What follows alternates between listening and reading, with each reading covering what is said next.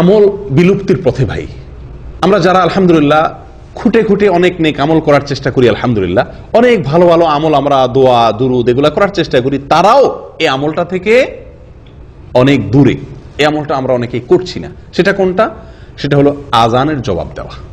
মুয়াজ্জিন যখন আজান দেন ৫ ওয়াক্ত নামাজের জন্য, সালাতের জন্য, তো মুয়াজ্জিনের আজানের কি দেওয়া?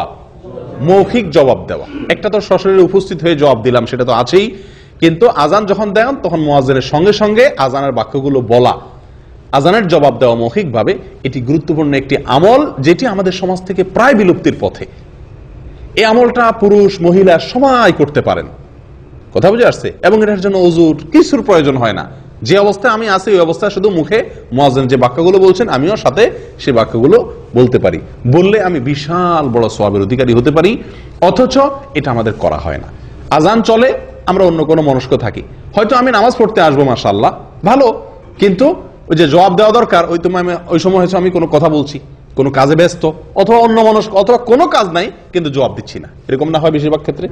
প্রিয় ভাইরা, আজকে আমরা জেনে নেই যে আজানের জবাব দিলে কি লাভ হয়, কি লাভ হয়। সুবহানাল্লাহ, যে বিশাল ফজিলত এই আজানের জবাব দেওয়ার জন্য রয়েছে নবী সাল্লাল্লাহু আলাইহি ওয়াসাল্লাম ঘোষণা অনুযায়ী, তা শুনলে আমরা আর কখনোই আমলটা ছাড়বো না ইনশাআল্লাহ। দেখুন, প্রথম কথা হলো আজান যিনি দেন তার সওয়াব কি? তার সওয়াব তো অনেক। কিয়ামতের দিন তার গর্দান থাকবে সবচাইতে উঁচু। গর্দান থাকার অর্থ হলো সে সবার উপরে থাকবে। বুঝে আসছে কথা? সম্মানিত যে, এটা বোঝা যাবে। বুখারীর এক হাদিসে আসছে নবী সাল্লাল্লাহু আলাইহি ওয়াসাল্লাম বলেন, লাউ ইয়ালামুন নাস মা ফিন নিদা ওয়াস সাফিল আউয়াল লাস্তাহামু।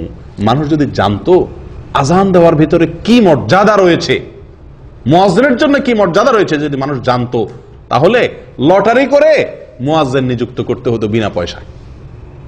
মানুষ প্রতিযোগিতায় লিপ্ত হতো, লটারি করে ফ্রি আজান দেওয়ার জন্য মানুষ আসতো, যদি জানতো তার কি মর্যাদা।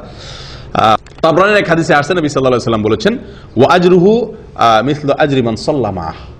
মুয়াজ্জিনের সওয়াব হলো মুয়াজ্জিনের আজান শুনে তার সঙ্গে যত লোক নামাজ পড়েছে তাদের সবার সমপরিমাণ সওয়াব অতিরিক্ত হিসাবে, এক্সট্রা হিসাবে, বোনাস হিসাবে মুয়াজ্জিনকে দেওয়া হয়। সুবহানাল্লাহ। এই সব ফজিলত শুনে আবু দাউদের এক হাদিসে আসছে, এক সাহাবী বলছেন, সাহাবীদের ভিতরে তো ভাই আমলের প্রতিযোগিতা, তারা তো জান্নাতের যাত্রী। জান্নাতের সাহাবী বলতেছেন যে, ইয়া রাসূলুল্লাহ, মুয়াজ্জিনরা তো আমাদের চাইতে অনেক বেশি মর্যাদার অধিকারী হয়ে যাচ্ছে। হ্যাঁ, আজান দিয়ে সব মসজিদ পড়তে সব লোকের সমাপনা সব এক্সট্রা সে পেয়ে যাচ্ছে, আমার তো এটা পাওয়ার সুযোগ নেই, আর সবাই তো মুয়াজ্জিন হওয়ারও সুযোগ নেই। ঈর্ষা হচ্ছে, হিংসা না, ঈর্ষা। উনি পাচ্ছে পাক, সেটা নিয়ে আমার আপত্তি নাই, কিন্তু আমরা যে পাচ্ছি না, আমরা তো পাইতে চাই। নবী সাল্লাল্লাহু আলাইহি ওয়াসাল্লাম তাকে বললেন, কুল কামা ইয়াকুলুন। তার মতো সওয়াব পেতে চাও মুয়াজ্জিনের মতো? উপায় খুব সহজ। কি করতে হবে? মুয়াজ্জিন যা বলে তুমিও তা বলো, তার সাথে সাথে জবাব দাও। মুয়াজ্জিন যখন আল্লাহু আকবার বলবে, পুরা পাড়ার সমস্ত মানুষ যারা আমরা শুনছি সবাই আমরা সঙ্গে বলবো কি? আল্লাহু আকবার। যখন মুয়াজ্জিন আশহাদু আল্লা ইলাহা ইল্লাল্লাহ বলবে, আমরা কি বলবো? আশহাদু আল্লা ইলাহা ইল্লাল্লাহ। যখন মুয়াজ্জিন আশহাদু আন্না মুহাম্মাদুর রাসূলুল্লাহ বলবে, আমরা কি বলবো? অনেকে মনে হয় সাল্লাল্লাহু আলাইহি ওয়াসাল্লাম বলে, না, কি বলবো এখানে? আশহাদু আন্না মুহাম্মাদার রাসূলুল্লাহ। স্বয়ং নবী সাল্লাল্লাহু আলাইহি ওয়াসাল্লাম এইভাবে শিক্ষা দিয়েছেন, এবং সহিহ মুসলিমে আছে, ইযা ক্বালা আশহাদু আন্না মুহাম্মাদার রাসূলুল্লাহ ক্বাল আশহাদু আন্না মুহাম্মাদার রাসূলুল্লাহ। সহিহ মুসলিমের হাদিস। অর্থাৎ মুয়াজ্জিন যখন আশহাদু আন্না মুহাম্মাদার রাসূলুল্লাহ বলবে, এখানে সাল্লাল্লাহু আলাইহি ওয়াসাল্লাম না বলে হুবহু ওইটাই বলতে হবে, আশহাদু আন্না মুহাম্মাদার রাসূলুল্লাহ। দুরূদ পড়লে আপনি শেষে পড়বেন। এরপরে যখন হাইয়া আলাস সালাহ বলবে, তখন আমরা বলবো লা হাওলা ওয়ালা কুওয়াতা ইল্লা বিল্লাহ। যখন হাইয়া আল ফালাহ বলবে, আমরা বলবো লা হাওলা ওয়ালা কুওয়াতা ইল্লা বিল্লাহ। আল্লাহু আকবার বলবে, আল্লাহু আকবার বলবো, লা ইলাহা ইল্লাল্লাহ বলবে, আমরাও লা ইলাহা ইল্লাল্লাহ বলবো। এই যে মুয়াজ্জিনের সাথে সাথে আজান এর বাক্যগুলো বলা, জবাব দেওয়া, সঙ্গে সঙ্গে মুয়াজ্জিন বলবেন, আমরা বললাম, তিনি বললেন আল্লাহু আকবার, তারপরে আর কি, সঙ্গে সঙ্গে বলতে তার পরপর। এটা বললে মুয়াজ্জিন যে পরিমাণ সওয়াব পাবেন, আপনিও সেই পরিমাণ সওয়াব পাবেন। এখন একটু চিন্তা করে দেখুন, হারামের মুয়াজ্জিন, মক্কার হারামের মুয়াজ্জিন আজান দিচ্ছেন, আর আপনি সে আজানের কি দিচ্ছেন? জবাব দিচ্ছেন। তিনি আল্লাহু আকবার বলছেন, বলে শেষ করছেন, আপনি আল্লাহু আকবার বলছেন। তার আজান শুনে কত হাজার হাজার মানুষ নামাজ পড়তে আসবে হারামে। তাদের নামাজের কি মান, কি কোয়ালিটি, কত ভালো মানুষ তার ভিতরে থাকবেন।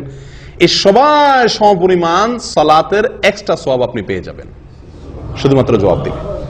কত সময় আমরা রেডিওতে, টেলিভিশনে সরাসরি আজান, লাইভ আজান শুনি, কিন্তু বোবার মতো বসে থাকি, জবাব দেই না, ঠিক না ভাই? এই আমলটা করবো তো ইনশাআল্লাহ। মুয়াজ্জিন আজান দিয়ে যে সওয়াব পাচ্ছেন, আপনি আজান না দিয়ে ইনশাআল্লাহ বিদিনিল্লাহ সেরকম সওয়াব পাবেন। বলে তাহলে আর মুয়াজ্জিন হওয়ার দরকার কি?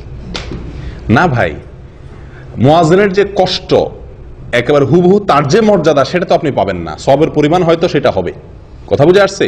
মর্যাদা হুবহু সেটা হবে না। আপেলের চাইতে টমেটো বা এরকম আরো অনেক কম দামা জিনিস, এগুলো দেখা যায় ভিটামিন বেশি থাকে, কিন্তু ভিটামিন বেশি থাকলে কি দাম সমান হবে? স্বাদ তো একরকম হবে না। এই জন্য যিনি আজান দিচ্ছেন তার মর্যাদা তো আল্লাহ সুবহানাহু ওয়া তাআলার কাছে অনেক বেশি, কিন্তু তার সমপরিমাণ সওয়াবটা অন্তত আমি ভাগ বসাইতে পারলাম। কি করলে? আজানের জবাব দিলে। দেব তো ইনশাআল্লাহ। এই আমলটা ভাই বিদায় হয়ে গেছে। ওয়াল্লাহি আমরা বেশিরভাগ মানুষ আজান হয় কিন্তু খেয়াল করা হয় না। করবেন তো ইনশাআল্লাহ আজ থেকে? আল্লাহ আমাদের সকলকে তৌফিক দান করেন। জাযাকুমুল্লাহ ওয়া আখিরু দাওয়ানা আলহামদুলিল্লাহি রাব্বিল আলামিন।